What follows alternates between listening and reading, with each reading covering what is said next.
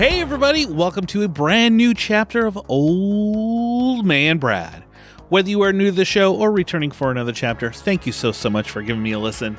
If you love the show, drop me a review over in your favorite podcast app, or you can become a patron at patreon.com/oldmanbrad. Finally back to it. It's been almost a month. I have been so sick that I haven't been able to get any episodes done. I still need my best of 2024 I need to do. I planned on doing the Peter Pan Neverland Nightmare, which I had a blast with. It's really dark, but I really enjoyed it. But I'm back. Here I am with a brand new chapter, and we're going to have another interview. This is my first returning filmmaker. I'm going to talk to Adam Newman. He was previously on a Tales from Tubi episode where we talked about his film Everwinter Night. Adam came back to talk about his new film that comes out this Friday, Round the Decay. I am so excited for you guys to hear my chat with Adam, and I'm going to give some spoiler-free thoughts on the film. But before we jump into it, I just want to say, if you're in the Cincinnati area, come out to Frightful Fridays on the third Friday of the month. I have so much fun partnering with the Esquire, bringing these screenings and meeting and talking to everybody that comes out. Last month, we did The Thing, sold-out show. It was so much fun. Everybody was really into it. It was the 4K remaster of it. It looked absolutely stunning on screen. In February, we're going to stick with John Carpenter, and we're going to do In the Mouth of Madness. So come out February 21st at 10 p.m., and let's watch a movie together. All right, let's jump into Round the Decay. You're in shock right now, but you're safe here. I know that you're exhausted, but I'm going to ask you a few questions. Is that all right? What happened? What brings you to the valley? The mountain? It was my pleasure. Come take a look at this view! That is alarming. To introduce you all to a new resident of Newport's Valley. Leave the valley before something really terrible happens. So the rest of us wanted to get away, so we went to some cave. Did you see something?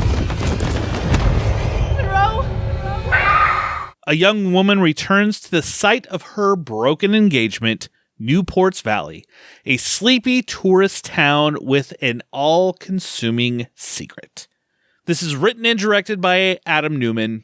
It stars Victoria Mirror, Rachel Pizzolato, Sarah Nicklin, Adam Wepler, and many, many others. The cast is actually pretty large in this.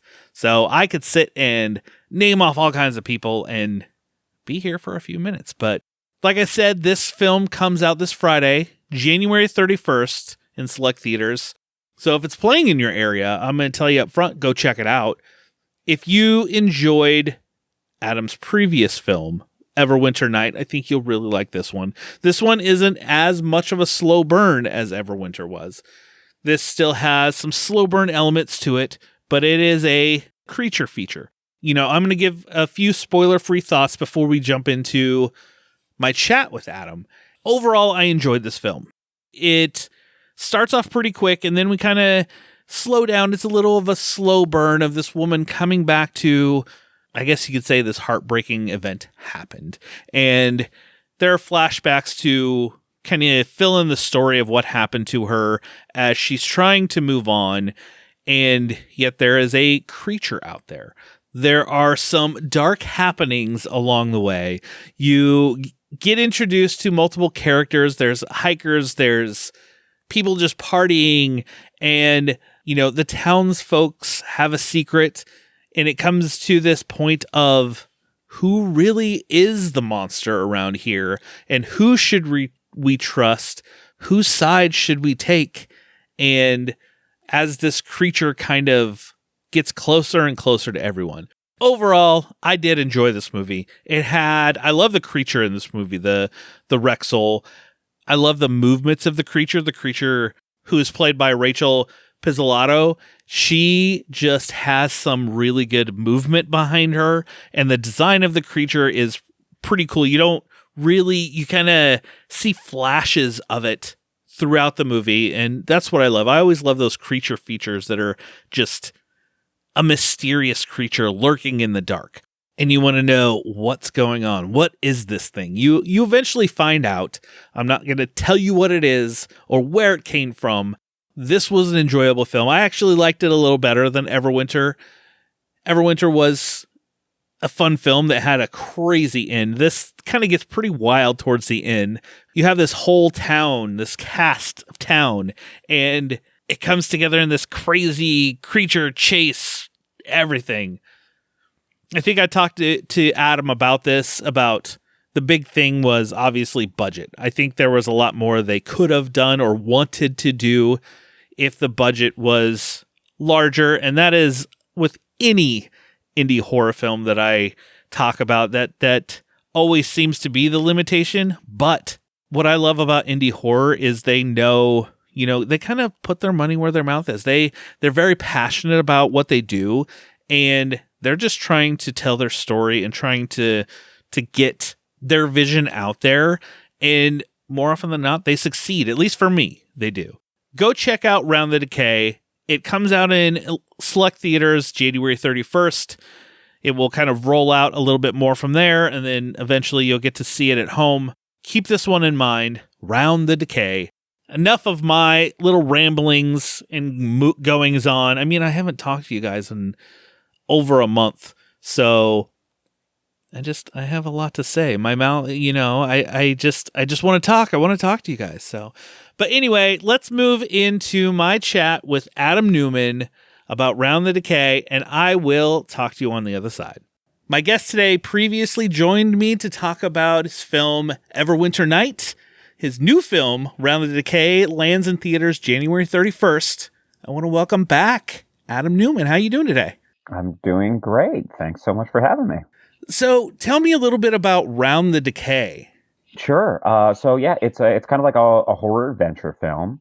It's about this young woman named Kenzie who returns to this like sleepy tourist town that her and her fiance went to years before. And after a tragedy that kind of happened between the two of them. And when she goes back, she ends up meeting kind of this eclectic cast of characters. And all of them kind of unearth this kind of sinister secret that the town has been hiding for a while. And so, yeah, it's a creature feature. It's an adventure movie. I'm sure people will think it's a little bit of a slow burn, just because we really take some time on that first act. But I think once it really gets going, we have a lot of kills, a lot of fun kills. It's a lot of fun. A lot of people are describing it as like a great Friday night at the movies type of movie. It's a popcorn movie. It has a lot of heart in it too. But yeah, I think it's kind of a fun ride. Yeah, it is one of those. It does kind of slow burn a bit, but once it gets going, it does get going. Once your creature kind of really makes the appearance and things just start to happen. I was looking at like your previous movie, Everwinter Night. It was kind of that same way. It was a slow burn, and then when it started going, it was like, oh, hey, we're along for a ride now. Yeah, sure. Yeah. Well, Everwinter, obviously it's a build up to that ending, but we wanted, and I remember thinking with Everwinter, like, I really wish that we could have, established something a little bit sooner. And I like monster movies where they show the monster. And I love first acts, which is why, it takes, 20, 25 minutes before we start seeing it. But at 25, you start seeing signs of it, and we show it relatively early. So, I wanted to make sure that was the case. And once the movie really gets going, the goal was that it's at kind of like a breakneck pace, and there's a lot of stuff going on. And hopefully it feels like it ties up at the end, but I think it even it rewards repeat viewings. Speaking, you spoke a little of Everwinter Night. Last time we talked, you talked about the story about the production of that, how it was like, it was one movie, we had to switch gears and go quickly. This one, did you get a little more time to breathe on it? Yeah, thank God. I mean, I kind of wrote it as a reaction to that, knowing that, listen, I'm very proud of what we did with Everwinter Night, with all things considered. But I really wanted to write something and really develop it and talk about it and do, I do 7 drafts before I send it to anybody, and then to do drafts with my producers and get something that was really made, and we get to really think about and get to compose shots and compose a narrative here. So yes, I'm glad that we went down that route. At the same time, you always wish you had more time with it. We shot it over 18 days, which is just too damn short for a monster movie with practical, a lot of practical effects and with a cast that is giant. And so it was that was difficult. And if I could do it all over again, I try to budget it so we could do it for 40 days. But no, overall, I'm happier with this type of process. I'd rather a story stew and develop, and then really work out the kinks of it. And then, it just makes it so that you're getting the cleanest product that you could possibly get for an audience's viewing. Now, I do want to talk the Rexel creature, the creature we have in the movie. How did you come up with this creature? Sure. So the original idea was supposed to be, the very basic idea of it was supposed to be cosmic horror. That was the original goal a long time ago, with just the basics of the story that I had, which was, somebody returning from because of a tragedy. It was something very simple like that. But over time, it started shifting a bit, and I wanted a monster that could be a mirror of what's going on internally. And, honestly, the first few drafts, it wasn't a Rexel, which is, a creature that we designed, which, takes its name from a Final Fantasy character, honestly. But it was originally a Wendigo, which I'm not even, I ended up having a conversation with a Native American woman, and she said, be careful about saying the word. And it was a check your privilege type of moment, understanding what we're doing and why we're using it and all that type of stuff. And her and I had about a 2-hour long conversation, and then we kind of came up with why are we being tied down by the lore of something else? Why don't we just create something else? That's what we do as creative storytellers here. So we took basic ideas from that, and then just started grabbing every influence that we could. And what's great is when you do that is you can really tie the lore of your creature to what's going on with your main character, which is the most important thing. In terms of the design, there was a bunch of different elements that came into it, but I can't take a ton of credit for it. I talked with our creature designer, Greg McDougall, who's Anomaly Effects. He's done every movie under the sun. And we just got talking about what the deal is with the creature and what it came from and what the actress that played the Rexel before, which is tiny spoiler, but all those types of things and what type of movement we wanted to have. And then he would just throw out ideas about, I'm thinking this. And every time it's dude, it's your creation now. You get to kind of create it. And I think it simultaneously operates as its own thing. And also you can see so many of the other monsters that really inspired it. As you were kind of going along with that, I'm going to make a creature feature. Were there days where you just kind of, I don't want to word this, kind of just had fun with it? Of you told her, come in, you're going to go here. Let's see what happens. It's more the opposite, which is, I had a lot of ideas that I wanted to do with it in terms of how it moved and how it ran and all this type of stuff. And I sent Rachel, who Rachel Pizzolatto is the one who plays the monster. I sent her a lot of videos beforehand, just of different types of creatures and how they ran and stuff like that. And then you get the suit on, which she had tried it on before, but then we got her with our stunt coordinator and started going he'd come over to us. His name is Jack Lynch, and he's fantastic. And he would come over and go, yeah, so that run you wanted. I go, yeah. He goes, it's not going to work. It's just not going to work. Suit's not going to allow it. Okay. He goes, I have another idea. Okay. And then he would talk about, what about this? What if we could do this? And we'd do it and go, no, that looks dumb. All right, cool. So it was a lot of that on the day of, just because of the constraints of the suit. Could she see it very well? No, barely. Okay. As you'll see with the Rexel, this is fine to spoil this one little thing. It only has one eye, and that's the eye that she couldn't look out of. It's the other eye that she could see out of, and so her vision is difficult. So we always have to have our stunt coordinator right there. And then the issue is that at times the suit hangs low, and so it makes it tough to get a long stride or to get on all fours or anything like that. So it's a lot of navigating around that. But this is what filmmaking is. It's creative storytelling. It's figuring out what are your limitations and how do you go based off of that, and how much do you show based off of that? How much do you hide? What can you do that is cool? All that type of stuff. So most of the time it's improving to save ourselves, not Yeah. more so than designing something incredible, you know. And your cast, you said, there is quite a large cast, especially they all come together later. And you have some cast members returning that you worked with in Everwinter Night and other projects. Does that help you with familiarity of bringing in cast members that you've worked with before? Like, okay, they know what I'm going to do here, and go. Yeah, 1000%. You mentioned, Victoria Mirror. She's the lead in both of the movies in Round the Decay and in Everwinter Night. We just have like a shorthand. We're also like friends. There's that too. We talk a lot. We became friends because of the movies. And so we have lots of conversations, which means it's also very easy for her to call and ask questions. We just really have an understanding. And I think she kind of gets where I'm coming from and I kind of get where she's coming from. And I think that kind of helps. It's the same thing with like Jamie Dufault, who plays Gregory Newport in this, who's very different than his character in Everwinter Night. He's really, really great. And he's so good at every role, which just makes everything so much easier. And in this movie, I had sent him the script and I was like, just letting you know, you're too young for this. So I don't know if I'm going to give it to you. And he read it and he went like, oh no, I really think I could do this. And I go, yeah, but you don't look that old. He's older than he looks for sure. But he's like, give me a second. And, he ends up sending back a picture without his hair dyed and in a little tan.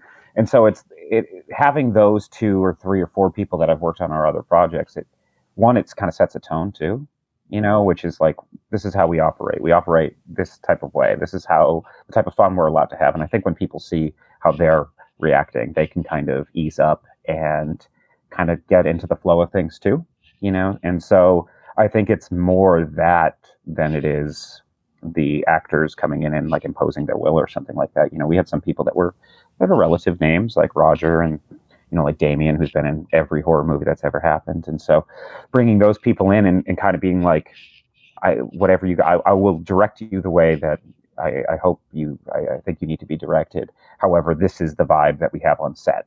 And so it's always going to make that easier. And, I want to bring in those type of people constantly. It just makes it so much easier to kind of set the tone for a movie. Aside from, I wish that it was a bit longer.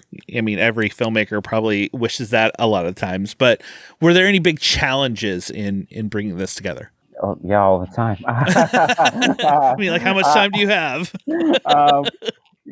Obviously money is always a problem, or not a problem. This our budget was, 4 or 5 times more than Everwinter, but more money, more problems, right? And so that's kind of the tough, and you're trying to balance, because you're lighting money on fire every day. But really, like, the toughest in terms of the nitty gritty of it was certainly the mine. So we shot in a mine, a cave in the movie, and I think it shows through. I think when you're in the cave in the movie, you feel the cave, and that's what I was really happy about. However, it was a logistical nightmare. I'm sure. Yeah, you have to walk downhill constantly. Your legs are pounding. We have to set up heating stations because we shot in April. We thought it was going to be warm. It wasn't. It snowed. It was rainy. It was nasty. It was, we had one day where it was 0, degrees out. And so that ended up being the most difficult. And it is amazing how quickly weather can affect a crew. And so when all of a sudden when your boots are wet and they're cold, there's almost you'll be 50% of who you are, both as a performer, and as a human. It just becomes so difficult to navigate. So we tried our best when it came to setting up those heating stations and having a home base and making sure actors weren't called when they didn't need to be called and things like that. But it was miserable. And honestly, it's completely my fault. This is one of my biggest problems I've always had, is that I just kind of go, oh, we'll figure it out. I say it about every single location or every situation or every money problem. Most of the time, it doesn't mean I have a plan. It means like, hey, let's improv a plan. And so I remember I showed my AD the location, and he was like, "You're an idiot. How dare you accept this?" Of course, he has changed his mind because he goes like, "It works. It works for the movie. We feel like we're in a mine. Yeah. It's incredibly important for the movie." But like he said, your best quality is also your worst quality. So, that was probably the biggest nightmare, at least logistically. Were there any of those, that logistical nightmare? You said rain, snow, everything else. Did you ever have like a rainy or snowy day and you're like, crap, we got to shoot around this because otherwise our continuity is going to be off? You've seen the movie? Yeah. Did you notice any? Off the top of my head, no. Well, then we did a good job. There is a scene you might be able to tell. There's two scenes. There's one that's out on a porch, which is it's a conversation that happens where the weather was pretty miserable and we did the best that we could to kind of hide it. Luckily, we had the canopy of a porch that really helped it. And then towards the end, there's some characters are walking and they're kind of discussing a plan. That was the coldest day I've ever been on set. And yes, it's snowing. We're just very lucky that the camera's barely picking it up. Okay. So you see, like, if you look at Damien Maffei for like one moment, he like breathes in hard, and I'm like, oh my! Every time I see it, I go, he's dying. Like he doesn't want to be out here, and you can kind of see a flurry pass by him. Somehow the camera did not pick it up, but it was snowing that whole day, and a lot of our actors were also from California, and so they were very not happy about it. Those days, what sucks is you go, I'm going to get the best possible performance I can get, but I only have 2 takes with each person. You can't be subjecting them to it. I almost canceled the day just because it was so damn cold. So yeah, every now and then it does get in the way. However, hopefully you're wrapped up in the story enough that anything like that you wouldn't notice. If you go back and watch it a few times, you might notice a couple of them. But it comes out January 31st, playing in select theaters across the country. And how anyone who wants to see it, how can they find it? So we have our website and our Instagram and things like that. Dreamscape Productions LLC. Our website's dreamscapeproductions.com. We're still doing a pre-sale with Adam Tickets, so you can go and buy tickets right now if you want. There's ticket vouchers through there, but at the same time, we also have a link tree now in a bunch of our profiles. It looks like we have guaranteed 30 screens, and then we have another 30 that have said yes. We're just waiting for that final signature before we can kind of announce them. A lot of those theaters, though, have already started selling tickets. So, and I actually just posted right before. We're in a few of the Galaxy theaters. Paragon, which is down in Florida. So we're all over the place right now. California, Texas, Florida, Massachusetts, New Hampshire, Michigan, Wisconsin. We're in a bunch of these different states, and we're adding more and more to it. I mean, we did have the unfortunate situation happen, which is that a lot of Oscar movies decided to drop a little bit later this year, which was on the 31st, which has kind of pushed some of our theatrical run. But the good news is we're pretty lenient when it comes to it, and we look at things like Terrifier 3 and how they kind of had you obviously know how incredibly powerful that was, that $2 million movie making $100 million, and the rollout that happened. It wasn't just everybody took Terrifier. It was everybody was kicking themselves for not taking Terrifier. And so they were putting it into their theaters a week late, 2 weeks late, 3 weeks late, whatever it is, because people wanted to see the movie. And so we're very happy and welcome to pushing it off a week or two or anything like that, knowing that, hey, we're not going to compete necessarily with the Brutalist. That would be silly to think that we were. And, in some situations, Companion's dropping on the 31st as well. So, in some of those theaters, it's like, well, we're going up against Companion. And some people are going, Companion wins out this time. But maybe on the 7th, when we have less to come out, you guys can drop as well. So we're adding more and more cinemas to the list. So I'd say follow us on social media, stuff like that. Check out Adam Tickets, Fandango, all that type of stuff. Put in your zip code. It will show up. We're showing up on a lot of these things, which is crazy. It's really, really cool for, a little indie movie that's doing it without a distributor when it comes to, we are our own distributors when it comes to the theatrical release, at least. So yeah, no, it's a pretty exciting time. And we hope that people will go and check it out. I know it's tough to get people into a cinema when there's not, quote, A-list actors and things like that. But I think horror has the most devoted fan base when it comes to that. And like I said, it's a great date movie. It's go and have some fun. Join this little ragtag group, battle this monster, and I think you'll have a good time. Yeah, absolutely. Everyone should go check it out if it's playing in your area. Adam, I want to thank you again for coming on, chatting with me. You're my first returning guest, my first returning filmmaker guest, I should say. Well, thank you so much for having me. I really appreciate how you talk about independent film and independent horror, and I cannot believe how many movies you watch. And so listen, I love movies and I try to watch, but I just see how much content you are catching, and it's really, really impressive. So I appreciate you taking the time. I've told my wife this many times, like the energy and enthusiasm from indie filmmakers is just infectious. I love talking to them. I love everything, because then it just like, I suck some of that up going, oh, I could do this and this and this now. Like I'm energized. So yeah. Well, thank you so much. Yeah, it's great to hear, and I can't wait to come back for that third time.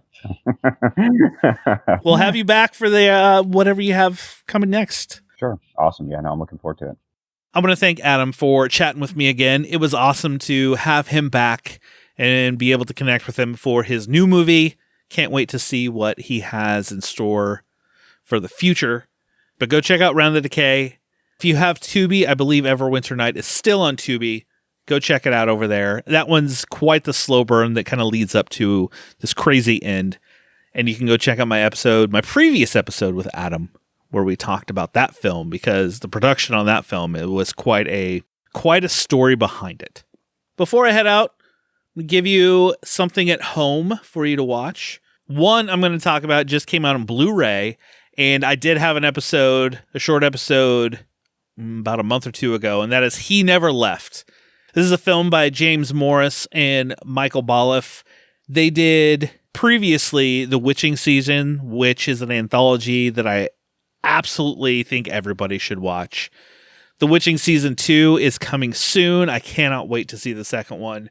But He Never Left, another slow burn that really sets up some characters as it goes through to everything that happens. I was 100% hooked into this movie.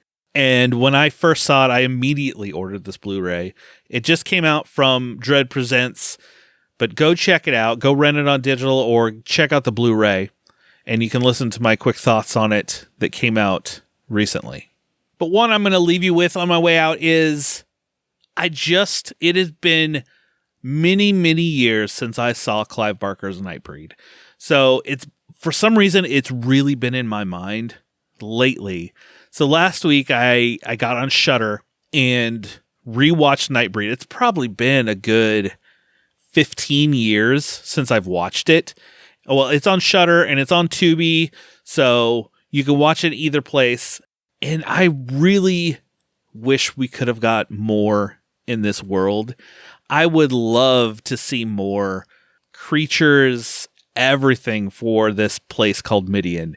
It was such a good story, such a good fantasy horror mix.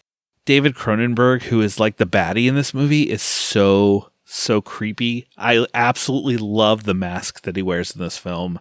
But it was so good to reconnect with this movie after so many years, because I originally, I remember originally seeing it. Hellraiser's one of my favorite horror movies.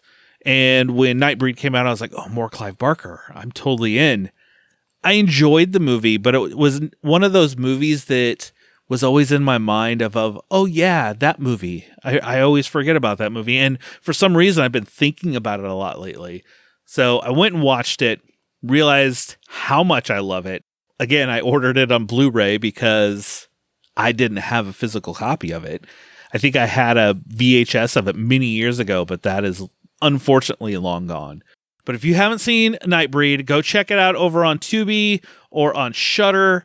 It might be streaming elsewhere, Amazon Prime and Screambox, so it's out there. If you have any of those and you've never seen Nightbreed, or if you have seen Nightbreed from 1990, go watch it again. We were supposed to get like a little mini series. It unfortunately, there hasn't, I think, been any news on it, or it got canceled, but I want more in this world. And before I go, just want to tell you about a movie that just came out that my kids absolutely love. The Blue Blur is back by Sonic the Hedgehog 3 on digital, and watch at home now. Team Sonic reunites to face their most formidable foe yet, Shadow, a mysterious hedgehog with unprecedented powers. Critics agree that Sonic 3 is bigger, bolder, and better than ever. And you get over 50 minutes of fun-filled featurettes, deleted scenes, and more when you buy Sonic the Hedgehog 3 at participating retailers. But go check that out. I love these Sonic movies. Originally we were going to get this first Sonic. It looked terrible, and Paramount went back and changed the look of Sonic. Thank goodness they did that. And each movie has just got progressively better. 3 is just wild, dumb fun. Go check out Sonic 3. If you're listening to this and you want a digital copy for Sonic 3, I have one. Just email me, oldmanbradpodcast@gmail.com. First one to do so gets it. Once it's gone, it's gone. Well, that will do it for a new chapter of Old Man Brad. I feel like I kind of rambled on, but, I've been away for a while. Just make sure you subscribe to the show and you'll never miss any chapter of Old Man Brad. Never miss any Tales from Tubi. I have a brand new Tales from Tubi coming very soon. It is on the film Fender Bender, which I just watched the other day. I was like, you know what? I haven't done a Tales from Tubi in a while, so I'm going to bring one out. Just subscribe and you'll never miss any episode. Just snuggle up in that blanket, turn off the lights, because it's okay to be scared. We'll talk to you later, everybody.